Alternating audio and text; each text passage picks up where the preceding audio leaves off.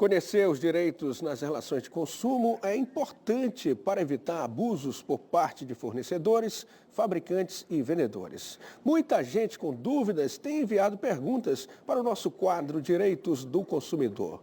O Douglas Pinto está ao lado de um especialista que vai esclarecer, então, as dúvidas dos nossos telespectadores.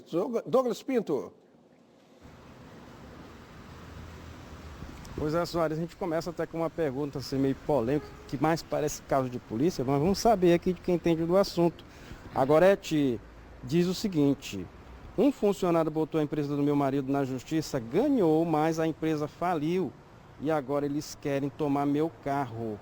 Ela está perguntando se pode, doutor. Bom dia, Soares, bom dia, Célia. Mais uma vez, prazer estar aqui com vocês. A pergunta, na verdade, comporta duas respostas, uma de cunho trabalhista e outra de cunho de consumidor. Por quê?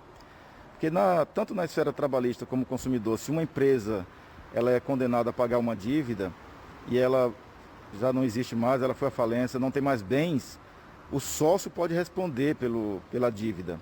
Chama-se o Instituto da Desconsideração da Pessoa Jurídica, onde você sai da execução da pessoa jurídica e executa patrimônio do devedor sócio.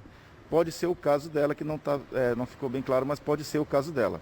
É possível sim. É possível, mas se o carro tiver no nome dela? Se o carro tiver no nome dele, do sócio. Se ela for sócia da empresa, também é possível. Se ela não for sócia e tiver no nome dela, não. Aí não tem problema, né? Quais informações devem constar na etiqueta de preços de produtos em lojas? Pois é, o Código do Consumidor, no artigo 31, ele é bem claro. As informações devem ser claras e precisas. Informações sobre características do produto, qualidade, quantidade, CNPJ e a origem, qual a empresa e o CNPJ. E ainda, o fornecedor direto deve colocar a garantia e o preço praticado. Isso deve estar exposto, né? Porque se não estiver bem exposto, o PROCON pode inclusive autuar a loja. Inclusive, só uma informação, a etiqueta do produto em si, ela tem uma exigência, inclusive do Inmetro, que ela venha com as características do produto e ainda as informações de risco, tá? Para que o consumidor não venha a sofrer nenhum dano. Agora, doutor, acontece muito o seguinte: a pessoa, por exemplo, vai no supermercado, aí ela fica procurando preço, aí às vezes ali na gôndola tem um monte de produtos e é colocado o preço de um produto, eles fazem às vezes a mudança de uma mercadoria com outra e deixa aquele preço ali e fica aquele preço na exposição de um outro produto. E aí? O consumidor, ao detectar uma diferença de preços exposto de forma errônea nos produtos, deve prevalecer o menor preço para o consumidor. Principalmente se ele comprovar que naquele lugar da mercadoria estava o menor preço. Aí o supermercado vai dizer, mas ali tem um código de barras, tem a referência do produto, você que não prestou atenção. Mas o supermercado, o fornecedor, ele é obrigado a manter as informações de forma clara e precisas. Esse dever é do fornecedor. O consumidor, ele tem que receber essa informação de clara e precisa. Então, por exemplo, nas prateleiras é muito comum o produto estar na prateleira de cima e o preço está na prateleira, na divisão de baixo. Se isso estiver equivocado e induzir o consumidor a erro, o código protege. Quer dizer, ele vai lá, pega um produto, ele olha o preço, está naquela direção, aí ele vai lá, não, mas não era esse preço que estava lá. Ele pode tirar uma foto, mostrar. Pode tirar uma foto e mostrar, olha, eu tenho o direito de levar pelo preço que estava exposto. É o fornecedor que é o responsável. O risco do negócio é dele. E aí, se tiver uma confusão, ele pode levar para a justiça, porque ele vai tirar foto, vai mostrar tudo. Inclusive, hoje nós temos aplicativos que você pode fazer a denúncia imediata, tanto no PROCON como no Ministério Público. Isso é prática abusiva. Mas primeiro ele tem que procurar a loja, né? Tentar resolver. Primeiro procura logo no momento, no local, o gerente para que seja resolvido. Isso. Agora temos uma terceira pergunta aqui, que é o seguinte: se desistir de uma compra já concretizada, o fornecedor é obrigado a me devolver a quantia paga? Agora não disse pela internet, se for numa loja física, porque tem diferença aí. Temos duas situações. Se eu comprei pela internet, eu tenho o prazo de arrependimento de 7 dias, a contar do recebimento do produto. Independente se esse produto tiver com defeito ou não? Independente de tiver com defeito ou não. Eu posso desistir da compra e ter a devolução do valor pago. E se for um produto, uma mercadoria muito grande, que for um frete valioso? Ainda assim, o consumidor não arca com nenhuma despesa. Todo o frete, tudo que foi é pelo fornecedor. Agora, se foi feita a compra no local, no estabelecimento, dentro da cidade que você mora, essa devolução ela não é garantida, a não ser que o fornecedor tenha uma política de troca estabelecida e publicada lá no seu mural, dizendo que pode fazer a troca e pode devolver o dinheiro em caso de cancelamento. Isso foi em loja física e se o produto tiver com defeito, né? Isso. Aí, mesmo que não esteja com defeito, se tiver a política de troca e o fornecedor assumir essa responsabilidade, ele é obrigado a cumprir. Mas por lei é obrigado a cumprir se tiver com defeito. Só com defeito. Isso, né? Isso. Agora temos uma outra pergunta. Uma loja pode anunciar preços diferentes para vendas na internet e na loja física? Pode. Acontece muito isso, né? Mas pode por quê? A explicação é bem simples. Eu tenho na internet uma redução de custos muito grande em relação à logística, em relação a pessoal, a prédio, a manutenção de uma loja funcionando, já que eu não tenho na loja física. Então essa diferença de preço ela é baseada nisso, que lá eu tenho uma redução maior de custo. Na loja física também pode ter diferença de preço. Por exemplo, eu posso ter uma loja num bairro com um preço, uma loja no outro bairro com o mesmo preço do mesmo fornecedor. Por que isso?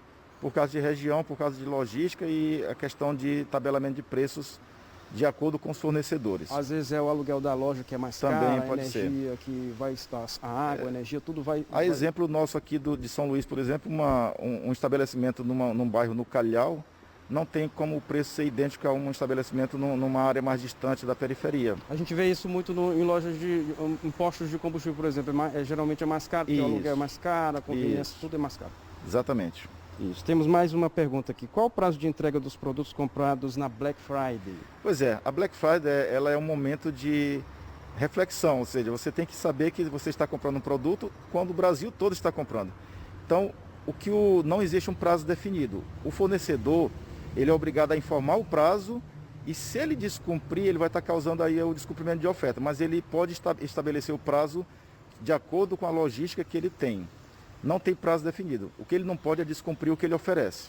Agora, se, por exemplo, eles disseram, olha, vamos entregar, por exemplo, comprou um fogão, uma geladeira, vamos entregar dia 17 de dezembro. No dia 17 de dezembro deu o prazo final, não chegou, e aí dá um outro prazo, dia 30 de dezembro, não chegou também. O que o consumidor pode fazer nessas situações com essa promessa de prazos não cumpridos? O fornecedor ele não pode remarcar o prazo só por sua conta própria. Tem que ser em comum acordo. Tem que ser de comum acordo e de anuência expressa, né? Para que o consumidor tenha o direito de concordar ou não. Se ele fizer só remarcação e só comunicar já que remarcou, o consumidor pode pedir a devolução do seu valor pago ou então pode acionar, inclusive nos órgãos de proteção ao consumidor, acionar na justiça se estiver sofrendo abuso, né? Aqui tem mais uma pergunta dizendo o seguinte, se a loja atrasar, entrega praticamente a mesma coisa, né? Sim. E o que fazer se o produto chegar com defeito? Também já respondeu. Que práticas durante o processo de compra podem ser consideradas como abusivas contra o consumidor? As práticas abusivas, elas estão muito frequentes, o que é ruim, né? Práticas abusivas como venda casada, descumprimento de oferta, prática de preços diferenciados, como por exemplo, anunciar uma oferta como se tivesse desconto, quando na verdade ela está com preço duplicado e você dá um desconto, a gente pesquisa e vê que é o mesmo preço. O descumprimento de oferta e a venda casada são as práticas mais abusivas que tem. E outra é não cumprir com o envio da mercadoria, por exemplo, porque nós temos aí uma questão de pagamento que é imediato. E se essa mercadoria não chega, você não consegue cancelar a compra de imediato. Então isso traz um prejuízo para o consumidor, que é a parte vulnerável, né? Isso. Agora uma última pergunta aqui para a gente encerrar. Está tendo hoje muitas ofertas de contas digitais e algumas empresas que oferecem transações, pagamentos online, elas estão confiscando o direito do consumidor, alegando que está lá no contrato de adesão e elas prendem aquele dinheiro do consumidor ali, como se fosse uma poupança, dizendo que estava analisando a situação, o cadastro do consumidor e dá um prazo de até 120 dias para terminar de pagar e aquele dinheiro fica confiscado. Isso está certo? Mesmo que esteja lá na adesão, que é aquela adesão que a pessoa nem olha o contrato, vai logo aceitando? Isso é um crime, né? Isso é uma prática abusiva. Além de prática abusiva, é um crime. O Código do Consumidor ele protege o consumidor no contrato de adesão. Por quê? O contrato de adesão ele é bem claro. Eu, consumidor, não tenho escolha. Eu apenas faço a adesão àquele contrato.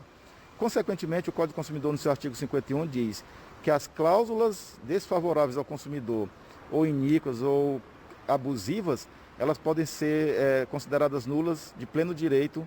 Se o consumidor se sentir lesado, pode recorrer à justiça. Isso aí que você perguntou é um crime tá? Até porque o consumidor, a pessoa que faz o investimento no banco, ele tem os prazos legais para resgatar.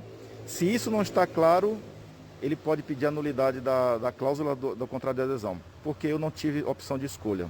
Muito obrigado. A gente conversou com o advogado Rosinaldo Mendes, especialista aqui no assunto, respondendo essas perguntas aqui. Boas dicas para o consumidor ficar atento aos seus direitos. Soares e Célia com vocês.